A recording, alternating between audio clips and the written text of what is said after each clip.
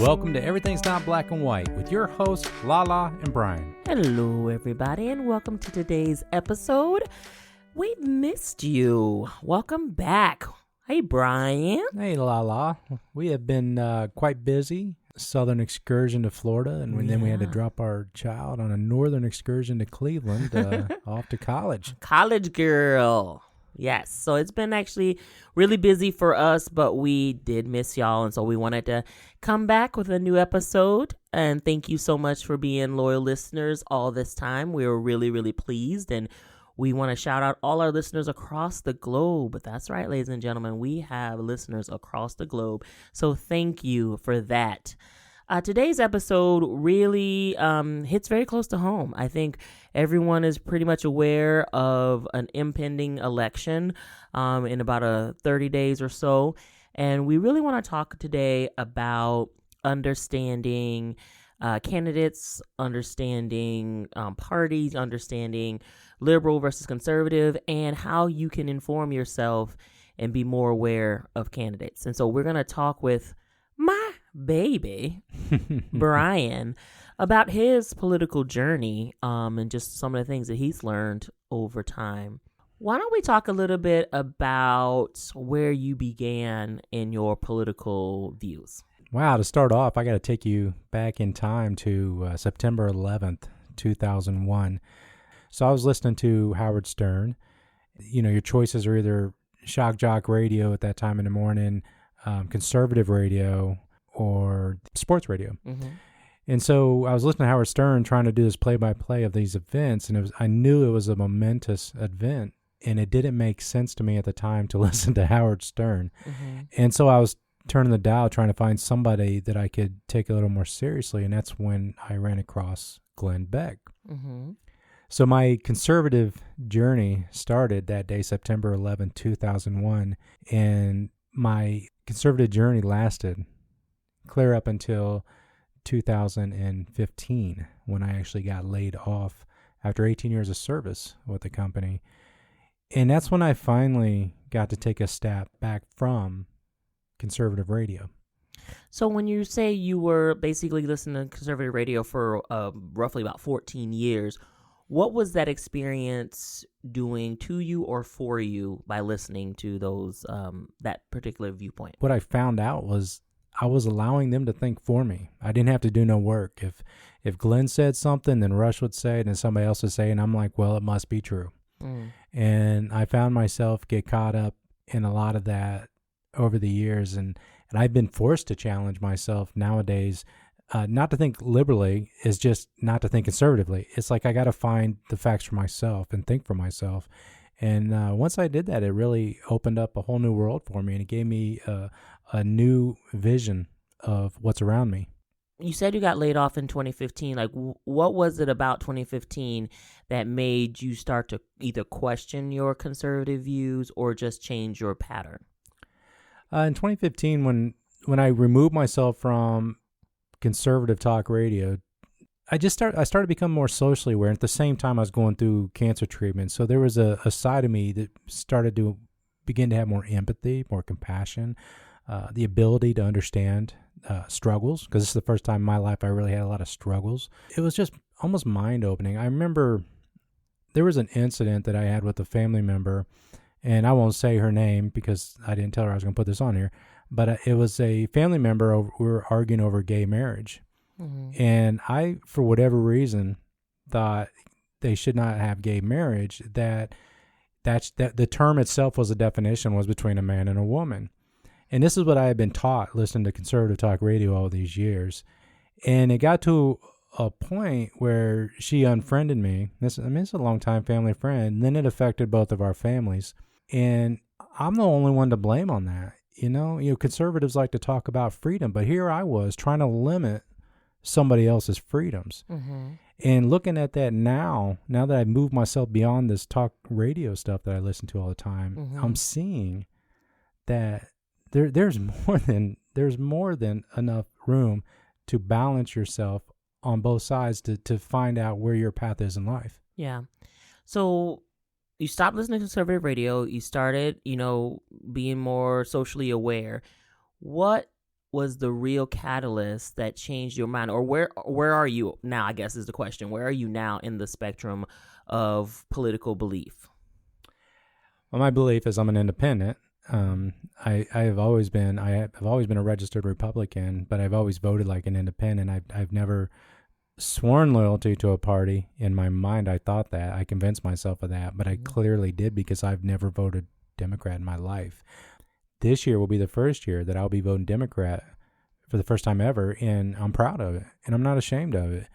And there was a moment when everything changed for me. I had this aha moment, and I was working on a fence with some friends, and you tell the people where you were at. Yeah, well, that was right after George Floyd was murdered, and we were protesting. My daughter and I went down to downtown Columbus, and we were protesting with had to be hundreds, I don't even, maybe even thousands of people. There were so many people down there, and it was impressive to me because it was black, white, other, straight, gay, like everybody who felt like justice needed to be served was out there, and we were out there peacefully, mind you, protesting with signs and just love and trying to help each other through this tragic event. And what happened was the police became very belligerent with us.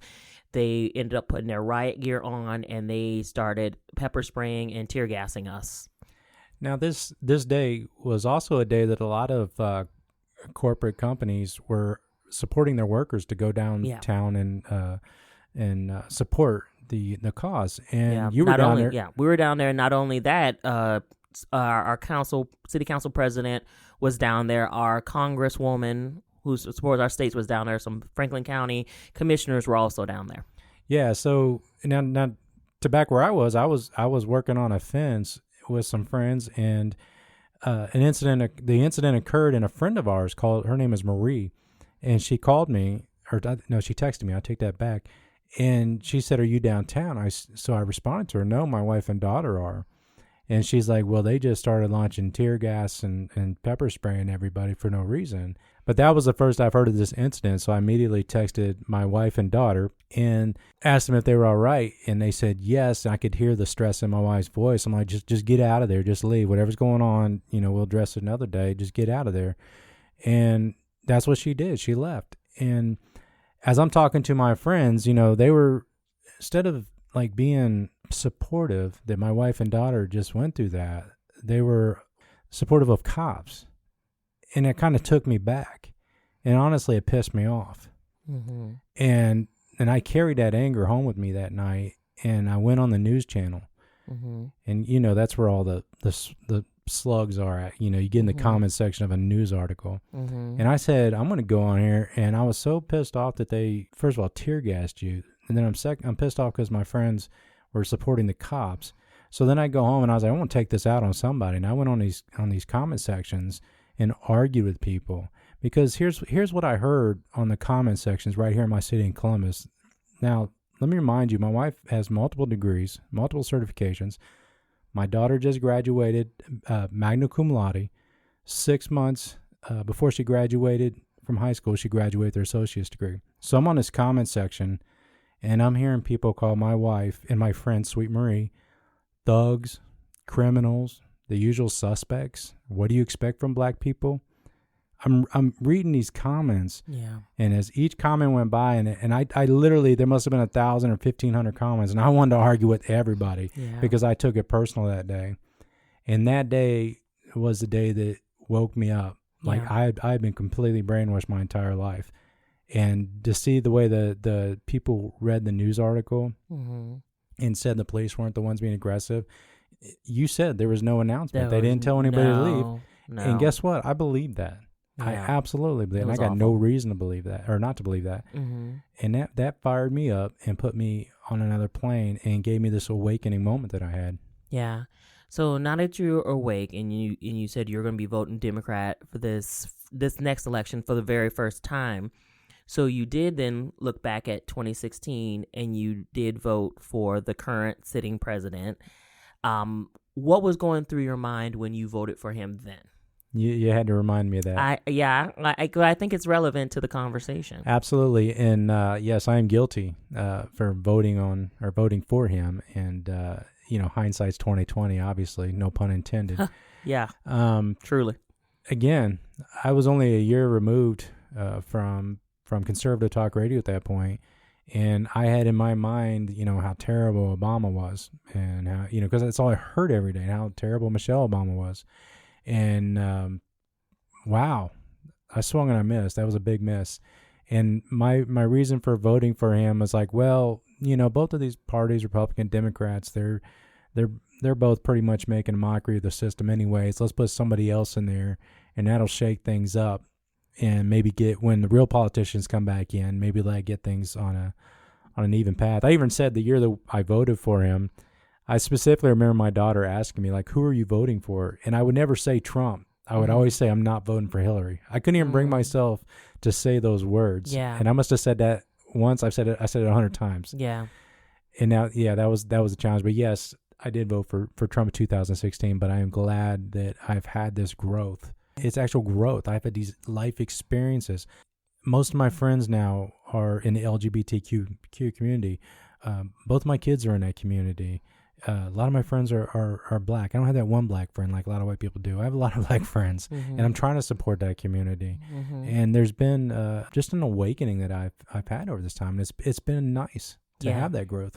I tell you, it's definitely been nice for our family as well. We always had these conversations, in the early parts of our marriage, and sometimes they were rough, and sometimes they were uncomfortable, and sometimes we had to totally agree to disagree. So, but it's been interesting, fascinating, and enlightening and heartening to see your change and your growth through this whole process. I myself am growing and continually all the time. And so it's been really wonderful. And I think it has, in a way, really brought us together, even to do this podcast and to be able to do these different episodes with so many interesting and fascinating and diverse people to help open people's minds a little bit more. So I am very appreciative of your honesty and your candor and your vulnerability on this. Thank you. And I want to say, just for all the listeners out there, I was not influenced directly by my wife. Like, it wasn't like I did this just to make her happy. I actually had this growth in this moment, and we talk about it daily, not just my growth, but all the situations Everything going on in daily. our country. So it has been a very organic growth, and I'm glad to be where I am now. And I might not be there in 10 years. I don't know. I might not be in the same place, but I hope with everybody you grow as you get older. Every year you're better than the year you were before. Absolutely. So I know there's probably a lot of people who are feeling a certain way right now with different people in your lives who have had varying and different views. And I know this election time is extremely tough for a lot of families. But I ask, number one, that you take care of yourself, practice a lot of self-care, and do the things that you need to do to stay mentally well and physically well.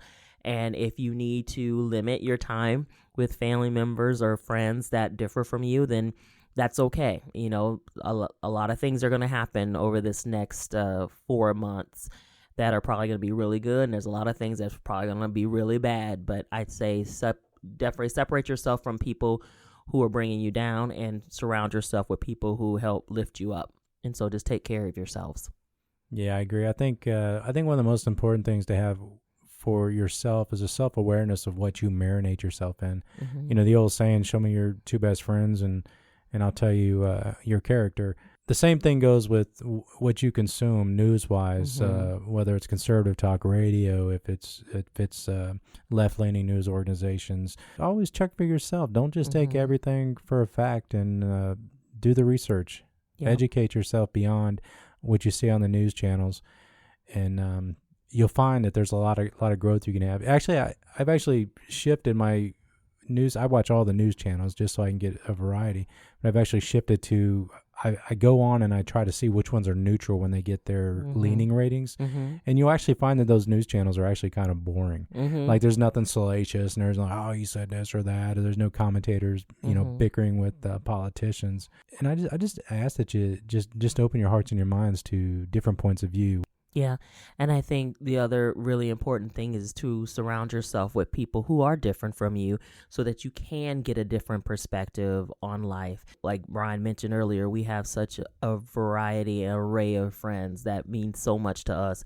And we've grown so deeply in those relationships, and it helps us to see things that we might not have been able to see clearer before. So most importantly, though, we really need y'all to vote. We really need you to make sure the registration deadlines are fast approaching. We want you to vote, make your voices heard, and if you're so inclined, also run for office. We need amazing candidates who care about people, care about each other, care about these important issues to get on the ballot and run. So please vote and make it your civic duty to do so. Please. Absolutely. And our daughter is excited. This is her first year. Yeah. She gets to vote. I was just telling my wife the other night what an interesting childhood she has when it comes to politics, because she got to be around when the first black president was in office. Yeah. And now she gets to be around for this current president. And I'll leave that at that. And then she gets to cast her first vote. Yeah. In this time period is just amazing. So really take pride in going out there and voting, because you can really change the world. Yes, absolutely. So thank you all for being with us today. We really appreciate your support. Please like, share, and subscribe. We really appreciate it. And let us know if there's a topic that you want us to introduce next, or if you have an experience that you'd also like to share. You can find us on Facebook, our Everything's Not Black and White on Facebook. And then you also can email us at enbwpodcast@gmail.com. Thank you all so much. Have a great day. See you. Bye.